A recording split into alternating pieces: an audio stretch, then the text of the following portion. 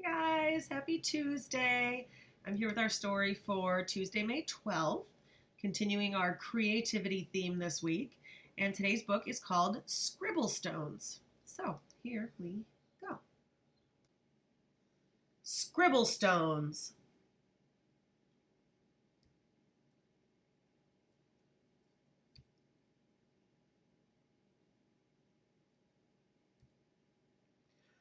This story is about one happy stone who was gray and round and rarely alone. He lived with the others, all stacked in a pile, and waited calmly with a large, friendly smile. Each stone had a purpose, but it wasn't known yet. Some would be landscaping, and some a stone pet. There were so many things that the stones could be. The hardest part was just waiting to see. Stone knew that his purpose would brighten someone's day.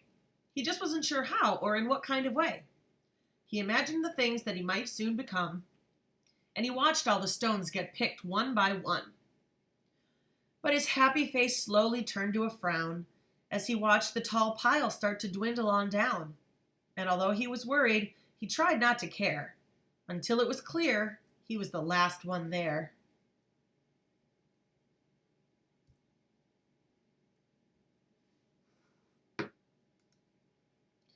As Stone looked around, he thought, "This is so great!" But he soon discovered he was a dull paperweight. "I'm supposed to bring happiness, not hold paper still. There must be a mistake. This just can't be my skill." Then, all of a sudden, a splatter flew high, and then some bright scribbles came wiggling by. They were headed right toward the short paper stack, and they filled up the paper on the front and the back. They were all making art. It was happening so fast. Stone feared that the paper would simply not last. He couldn't believe just how much the pile grew. Then he heard a small cry from the fun splatter crew. "We knew that this pile was getting too tall.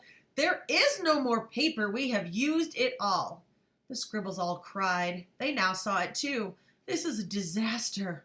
Oh, what will we do?" Stone didn't want the scribbles to cry, so he thought of something that they could all try. He slowly rolled down the very large pile and said, "I know how to make you all smile. I know I'm not paper, but I like art too. Do you think you could spare some red, yellow, and blue?"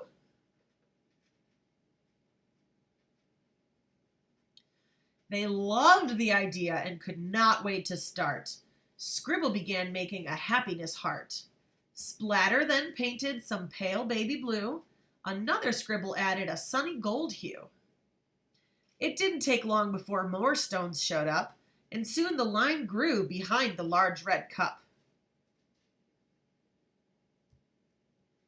To Stone's surprise, he was picked up once more. He had never heard of this happening before.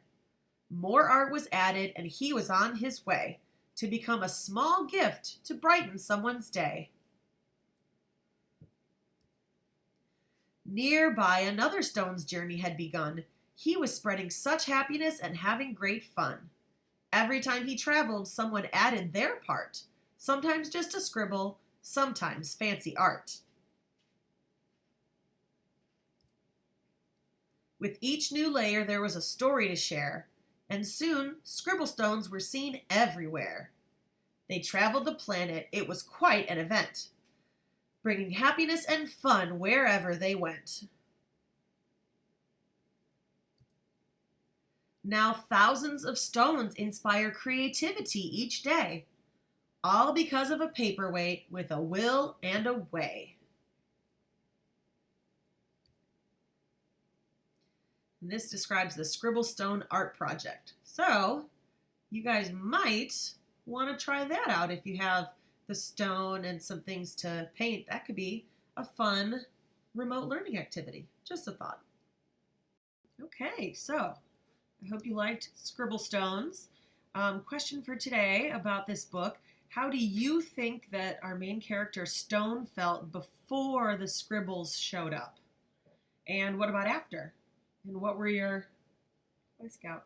What were your clues that he felt that way both times, before and after? All right, talk about that, and I will see you tomorrow.